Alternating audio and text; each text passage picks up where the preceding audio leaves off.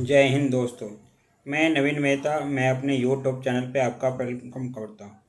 Friends, इस video में all India बार examination से रिलेटेड बहुत ही इम्पोर्टेंट अपडेट में आपको बताऊंगा, जो सुप्रीम कोर्ट में केस चल रही है और सुप्रीम कोर्ट इस पे बहुत ही इम्पोर्टेंट जजमेंट देने वाली है। अब क्या मैटर है और क्या जजमेंट में आने वाला होगा, ये सब भी डिटेल से डिस्कस करेंगे इस वीडियो में। वीडियो स्टार्ट करने के पहले आपसे रिक्वेस्ट है कि अगर आप मेरे चैनल से जुड़े नहीं हैं तो मेरे चैनल को सब्सक्राइब कीजिए और जुड़िए, जिससे कि आपको लॉ से रिलेटेड मटेरियल और इन्फॉर्मेशन और लॉ से रिलेटेड एनालिसिस आप तक पहुंचता रहेगा। तो आइए मैं आपको वीडियो स्टार्ट करता हूं और बताता हूं कि सुप्रीम कोर्ट जो है 20 सितंबर को कॉन्स्टिट्यूशनल बेंच ने डिसाइड किया है कि अगले 27 सितंबर को वो जजमेंट देगी। और ये जजमेंट जो देगी उसमें 3 बिंदु पर डिसाइड किया जाएगा कि ये तीनों बिंदु कौन कौन से हो सकते हैं। ये तीनों मैटर जो है वो हो सकता है क्या rule bar council of India rules 1995 लागू होगा, जो सुप्रीम कोर्ट ने अराउंड 1997 में जो है ना उसको रद्द कर दिया था, या फिर एआईबी एग्जामिनेशन, अभी जो पोस्ट एनरोलमेंट एआईबी एग्जामिनेशन होता है वो होगा या नहीं होगा, या फिर जो है प्री एनरोलमेंट एग्जामिनेशन होगा। मीन्स एआईबी ही होगा लेकिन प्री एनरोलमेंट एग्जामिनेशन होगा। इन तीनों में से किसी एक पे सुप्रीम कोर्ट जो है जजमेंट दे सकती है 27 सितंबर को। एक बेंच जो है 5 जस्टिस के बेंच हैं, जो कॉन्स्टिट्यूशनल बेंचेज हैं। जैसा कि आपको पता होगा कि टाइम टू टाइम जो है पास्ट में कई तरह के जो है मैटर उठे, और ये बार काउंसिल ऑफ इंडिया का जो है एक बार जो रूल बनाया था 1995 में कि एनरोलमेंट के बाद 1 ईयर तक जो भी न्यू एडवोकेट होगा वो ट्रेनी एडवोकेट के रूप में एनरोलमेंट होगा, और 1 ईयर तक उनको किसी 15 ईयर एक्सपीरियंस एडवोकेट के पास या किसी फर्म के पास उसको ट्रेनिंग कराना पड़ेगा as a trainee, means advocate trainee. और जो जिसके पास जो ट्रेनिंग लेगा वो ट्रेनिंग जो है वो एडवोकेट जो कहलाएंगे, मीन्स जो एडवोकेट के अंदर वो ट्रेनिंग कराएंगे वो गाइड कहलाएंगे। और उनको जो है कंपल्सन भी रखा गया था कि मिनिमम 225 डेज उसको जो है गाइड के ऑफिस में या कोर्ट में जो है ट्रेनी एडवोकेट को पार्टिसिपेट करना पड़ेगा। मीन्स अटेंडेंस उसका 225 डेज उसका होना चाहिए। तो इसको जो है सुप्रीम कोर्ट ने जो है मीन्स इसको रद्द कर दिया था। तो फिर बार काउंसिल ऑफ इंडिया ने 2010 में जो है post enrolment examination all India बार एग्जामिनेशन लेके आया, जिसको एआईबी बोलते हैं, और 2010 से इसको चालू किया।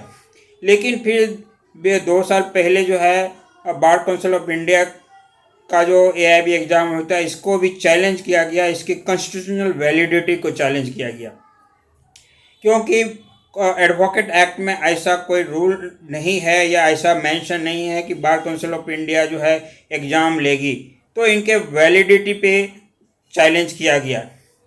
उसके बाद फिर अभी 2020 में जो यहाँ पे गुजरात में एक केस डाली थी, एक लेडीज़ की जो है वो सिंगल मदर थी, उसने केस डाली थी कि मुझे जो है विदाउट जॉब छोड़े हुए एनरोलमेंट का आदेश दिया जाए, क्योंकि मैं एक माँ हूँ और मुझे एक बच्चे हैं, मुझे हस्बैंड नहीं है, ओनली मैं अर्निंग, अगर मेरा जॉब छूट जाएगा और एआईबी के एग्ज़ाम पास नहीं करूँगा तो फिर मैं एडवोकेट का प्रैक्टिस नहीं कर पाऊँगा, तो मैं फिर अपने फैमिली को कैसे चलाऊँगा। तो गुजरात हाई कोर्ट ने आदेश दिया था बार काउंसिल ऑफ इंडिया को कि इनका जो है विदाउट जॉब छोड़े एनरोलमेंट लिया जाए, लेकिन फिर बार काउंसिल ऑफ इंडिया ने जो है इसको चैलेंज किया था सुप्रीम कोर्ट के गुजरात हाई कोर्ट के ऑर्डर को सुप्रीम कोर्ट में। तो ये तीन मैटर, एक तो बार काउंसिल ऑफ इंडिया का रूल से 1995 तो पहले ही रद्द हो चुका था, लेकिन दो मैटर जो है था वो चलता आ रहा था। लेकिन अभी जो है 2-3 साल से जब चलता रहा तो सारे मैटर को क्लब कर दिया गया है और ये भेज दिया गया था कॉन्स्टिट्यूशनल बेंच के पास। अब कॉन्स्टिट्यूशनल बेंच ने 27 सितंबर को अपना जजमेंट सुनाएंगी कि 3 में से मीन्स ये जो है बार काउंसिल ऑफ इंडिया का रूल 1995 जो रद्द किया गया था उसको फिर से सुप्रीम कोर्ट रिकंसिडर करे और जो है ट्रेनिंग के लिए जो है ना अप्रूवल करे और एडवोकेट को जो है as a training advocate admission करावे और बार काउंसिल ऑफ इंडिया का एग्ज़ाम रद्द कर दे। या फिर दूसरा प्री पोस्ट एनरोलमेंट एग्जामिनेशन होगा, जैसे अभी हो रहा है कि जो भी लॉ ग्रेजुएट होते हैं वे एडवोकेट में एनरोलमेंट लेते हैं, फिर 2 ईयर के अंदर उनको जो है बार काउंसिल ऑफ इंडिया का AIB पास करना पड़ता है, नहीं तो वो प्रोविजनल सर्टिफिकेट जो उसका एनरोलमेंट होता है वो सस्पेंड कर जाता है। तीसरा जो टॉप जो है वो हो सकता है कि एनरोलमेंट के पहले एग्ज़ाम लिया जाएगा और फिर एग्ज़ाम पास जो करेंगे वही व्यक्ति एज ए एडवोकेट एनरोलमेंट करेगा, मीन्स एनरोलमेंट लेगा। तो इन तीनों बिंदु पर सुप्रीम कोर्ट में 27 सितंबर को बहुत ही इम्पोर्टेंट जजमेंट आने वाला है। जो न्यू एडवोकेट जो एनरोलमेंट करा रहे हैं या फिर जो न्यू एडवोकेट में एनरोल कराएंगे, इसके लिए बहुत ही इम्पोर्टेंट और उसके लिए ये जजमेंट होगा। हो सकता है कई का ट्रैक चेंज हो जाएंगे और कई ऐसे भी हो सकते हैं कि जो है ना उनको जो है प्रोफेशनली प्रॉब्लम हो सकता है। तो अब यही देखना है कि 27 सितंबर को सुप्रीम कोर्ट का कॉन्स्टिट्यूशनल बेंच जो है क्या जजमेंट देती है। अगर वो ट्रेनिंग का जजमेंट देगी तो फिर 1 ईयर ट्रेनिंग करना पड़ेगा किसी के अंदर, या फिर पोस्ट AIB का एग्ज़ाम का बात करेगी तो अभी जैसा हो रहा तो होता रहेगा, या फिर प्री एनरोलमेंट एग्जामिनेशन की बात करेगी तो पहले एग्जामिनेशन होगा, पास करेंगे व्यक्ति AIB, फिर जो है वो एनरोलमेंट कराएंगे तो ऐसा होगा। अब यही देखना है तो होता है क्या। अब इस वीडियो से